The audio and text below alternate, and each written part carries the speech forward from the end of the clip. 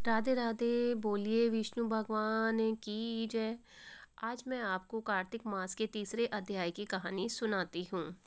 तिथियों में एकादशी और ये है कार्तिक मास। है ये प्रिय क्यों आपको यह सुनने की आस?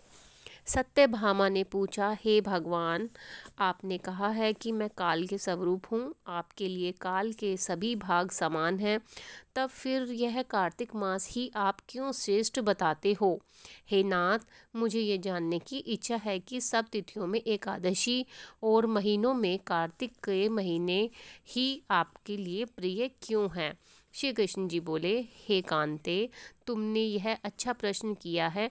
इस संबंध में मैं तुम्हें बेन के पुत्र पृथु और महर्षि नारद का संवाद सुनाता हूँ। नारद जी ने कार्तिक मास की श्रेष्ठता बताते हुए कहा, पहले सागर का पुत्र शंख नामक राक्षस त्रिलोकी के मथने में समर्थ ना हुआ। उसने संपूर्ण देवताओं को जीतकर स्वर्ग से निकाल दिया तथा इंद्रादिक संपूर्ण लोकपालों के अधिकार अपने हाथ में ले लिए। शंखासुर ने विचार किया, मैंने देवताओं को जीत तो लिया है, तो भी वे बलवान मालूम होते हैं। वे सब वेद मंत्रों से युक्त हैं।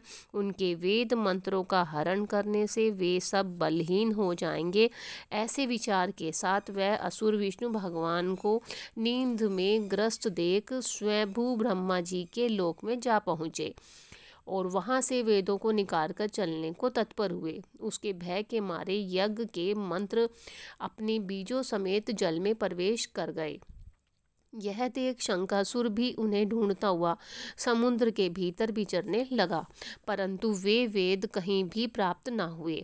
पीछे से ब्रह्मा जी भी सब देवताओं को संग लेके पूजा की सामग्री एकत्र कर वैकुंठ में विष्णु भगवान जी की शरण में गए। वहां उनके जागने के निमित्त सब देवता स्तुति गान करने लगे। उनकी भक्ति से संतुष्ट होकर भगवान ने नेत्र खोले।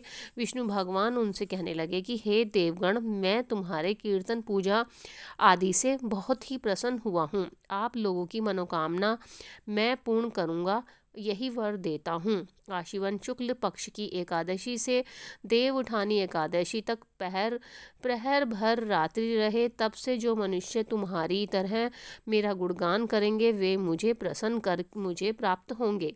पाग्य, अर्घ्य, आचमन आदि जो भी तुम मेरे निमित्त लाए हो वह अनंत गुण होकर तुम्हारे सुख के कारण होंगे। शंखासुर जिन वेदों को हल लाया था वह सब जल में स्थिर हैं। मैं शंखासुर को मारकर उन्हें लाऊंगा। अब ये बीज मंत्र समेत सब वेद प्रतिवर्ष कार्तिक के महीने में सदा जल में निवास करेंगे।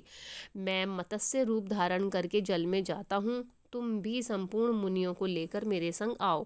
इस लोक में जो अच्छे मनुष्य प्रातःकाल स्नान करते हैं वे निश्चय यज्ञात स्थान के फल को प्राप्त होते हैं। जो कार्तिक में सदा स्नान करते हैं उनको हे इंद्र तुम मेरे लोक में पहुंचा दिया करना। हे यम, तुम सदा उसकी विघ्नों से रक्षा करना।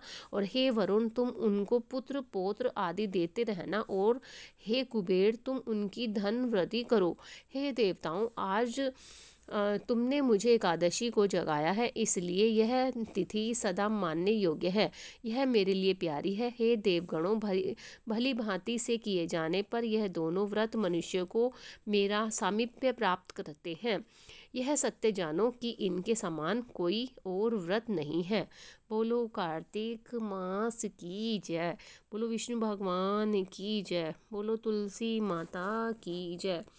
आज यहीं पर तीसरा अध्याय संपूर्ण होता है। कल मैं आपको कार्तिक मास की चौथे अध्याय की कथा सुनाऊंगी।